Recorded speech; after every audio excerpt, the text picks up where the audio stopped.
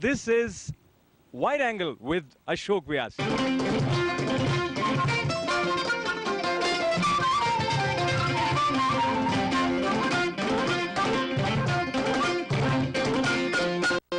Hello, I'm Ashok Vyas and I'm standing here in Washington, D.C. The event that has taken place today, that is on 15th September, here involves Indian community and congressmen. It was organized by National Federation of Indian Association. They invited community members from different parts of the United States.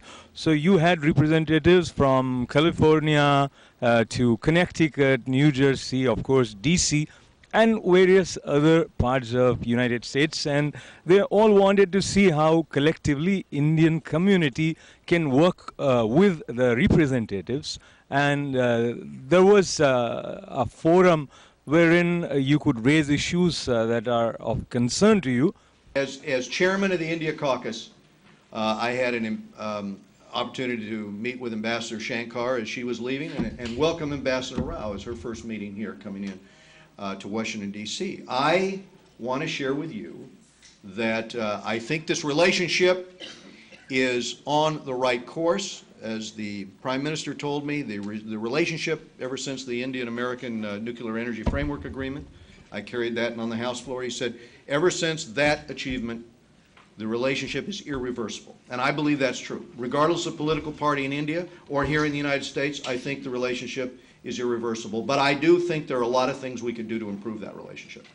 We have got to oppose the type of Neanderthal attitude which is protectionist, all right? And we've got to work better on cooperation in terms of counterterrorism, and that's one of the initiatives I'm pushing. Some of you had a chance to catch the tail end of my hearing yesterday on this subject. The specific point was Pakistan's lack of cooperation and what we need to do together in order to make certain that they quit harboring terrorists, and particularly the LET. I want to share with you also the point that we've got a lot of litigation in the United States, and that's not good for hoteliers, and that is not good for physicians. We need tort reform. We need to cap these class action lawsuits. We need change in this. I'm working toward that end. It's very important. I also want to mention to you the idea of some of these NLRB decisions. I think the government should be a neutral arbitrator. They shouldn't be forcing people, you know, to unionize. I think this is a very bad precedent. The administration should not be doing this. We're working in Congress to move legislation. We should be taking the same position of neutrality in this. You know, these are agreements that should be worked out between working people and management. We shouldn't have the thumb on the scale of the NLRB in these situations. You know, I've just mentioned that we have a mutual threat to democracy and to peace, and it is this jihadist movement. And we really have to identify it. We really have to work together to make sure those Deobandi schools are closed shut. The ones that are teaching terror need to be shut down. They need to be shut down now. And we need to work with our natural ally in the world, and that natural ally is the other great democracy. It is India. Thank you all very much for the reception here. The success stories of the Indian American community are a source of pride and encouragement for the people of India. The Indian Americans are the window to India's culture, tradition, and ethos in the United States, and a bridge symbolizing the friendship between our two nations. You know, it's a very interesting concept. I've been hearing America talking about terrorism for the last 15 years, but they only started realizing it after 9/11, unfortunately. They do give a lot of talk, but I don't see that kind of a cooperation. Although, if you look at it, the 9/11 attack wasn't just on America, it was on civilized society. And it is in the best interest of the United States to really get together with India to fight terrorism, and especially a fundamental Islamic terrorism. How do you see politics has something to do with denial or sort of approval of visa for someone like Narendra Modi? The congressman who talked about terrorism, he was a congressman from my state, Congressman Ed Royce, which he's doing fantastic job. What I was trying to point out to the Congress and Hillary Clinton, that the message should go loud. It's not for the party, BJP, it's not for Narendra Modi. I think it is an issue of national interest. I think every Indian should be concerned about this issue. You know what Narendra Modi is doing in a state? Gujarat is a #1 state. It's a very progressive state. Tata and even Ford has now started doing business in state of Gujarat. So, and is growing popularity. Narendra Bhai's popularity is growing day by day. And there was a recent poll. In that recent poll, Narendra Modi is leading as a #1 position for a future Prime Minister of India. When all these things is happening, I think all our effort for US-India relationship, that all the work that we are doing, can you imagine what that will do when he become a Prime Minister of India? That was my issue, and that was I was trying to point out. It's not Narendra Modi that want a visa, or he's not seeking visa anymore. He is a very proud leader. I don't think he's demanding, or nor he is asking, nor he will go to ask for visa, as I understand. However, what I was suggesting to Hillary Clinton's office, that how about if we can offer him a key to Washington, D.C., and showing a respect to this respectful leader who deserving this respect. That was the view. It's not just begging for the giving him visa, but rather fixing the issue that the previous administration has made. So how we can fix this issue and respectfully restore the due credit that elected official of Gujarat state deserve. You know one thing, that after 1995, he has publicly got elected twice. Yet, no court has proven him any guilty. Even recently, the court had said that they can't find anything against him, so they are referring that matter to a lower court. You are aware of that.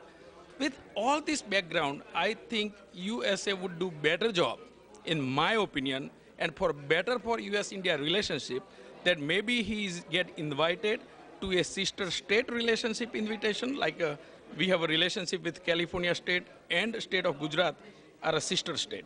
So if they invite him on that, that would be fantastic. Or they can invite him. We have been talking to the mayor of Washington, D.C. on as a, to give him a key to a city of Washington, D.C. would be fantastic. So here is Chandubai with his views with reference to fixing the issue, wherein he feels that we as Americans have faulted in denying visa to an elected leader of India, Chief Minister of Gujarat, though there would be many groups who may not agree with the views of Chandubai, because there were a lot of coalition of many groups that lobbied so that visa may be denied to them. So now, if the administration is to consider what you are saying favorably, how do you see would be the reaction of these other group of people? I tell you, I have a little different view. I don't look at it as a group. We all Indian as an Indian. And it doesn't matter what religion we belong to, what group we belong to, it's not important. What which party even we belong to, that's not even important here. I think the important is that he is an elected officials. In 1995, people had no idea when he was blamed for something, which have not proven anywhere. So that was a difference. So many people took that in a very wrong direction, in my opinion, and went very wrong way. I think any person who can claim himself as an Indian must be concerned about this issue in a favor of a elected CM of one of our state of India. Very nice. So here is Chandubai Patel, chairman of NFIA from LA, here in DC, who considers the issue related to Narendra Modi's visa denial has something to do with Indo-US relationship. Thank you very much. Thank you very much. The forum took the initiative, the first White House briefing, 1983. And we are going for this White House briefing. And that was a historic moment that, we went to the White House, the administration, who we are, we provided the exposure of our community to them. They started noticing us, recognizing us. And since then, we have come a long way. We had 1984 again at the NFIA convention in Washington, D.C., the White House briefing. And it continued. And if you look at the crowd, and I compliment Lal, my friend from New York, who has done an extremely good job for organizing. Last year also brought a lot of people from New York, and this year also. And we are a vibrant community, and our leadership has come forward. People from all over the country have come. And we have to tell our elected officials what we are looking for. In fact, our Connecticut delegation just went to one of the congressmen who is a House Finance Committee, Jim Hines, who will be coming here soon. As you know, we took up the initiative on this FBAR, reporting of our income. Every one of us have an account in India. And this new rule which has come is going to affect every one of us. As you mentioned, job creation is the most important challenge that the country is facing. And when we come across scandals wherein people question the way stimulus money is being used, etc., and that puts again a sort of question mark on the way things are happening. So what is it that can be done to increase the confidence in the people, and also overall scenario about job creation, how hopeful you are? Well, I think Congress needs to do two things. One, I think we can pass some additional measures that will put Americans to work. I tend to focus on infrastructure. Our highways, our bridges, our railways are crumbling. We know we need to make that investment anyway. We might as well do it at a time when those people would otherwise not be working who would be rebuilding that stuff. Secondarily, we do need to put in place a plan for the long-term fiscal improvement of the country. For far too long, we've been spending more money than we've been bringing in. We've accumulated deficits, and American businesses and consumers need to know that we're going to address that. I think if we could achieve those two things, it won't fix everything, but it'll get us on a stronger path to recovery. I really feel very happy because this is my first time in my life to bring this whole community from different part of the USA. It is from California, long distance people have to drive from, come by air and attend this program, and I really feel good about that.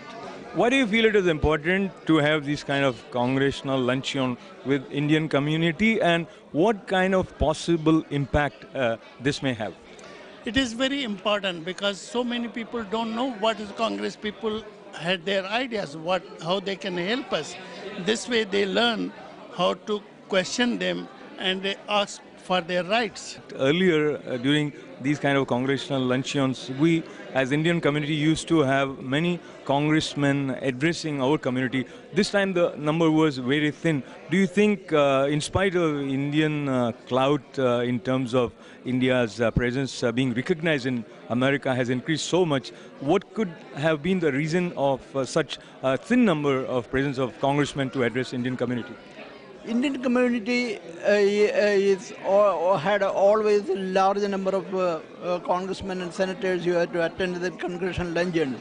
This time the number is less because one thing is that many of them, they were very busy with dealing with some of the issues in the Congress. And when I called many of them, they are supposed to come, but a few minutes they said that they will come. But unfortunately they couldn't come because of they were very busy with the certain issues.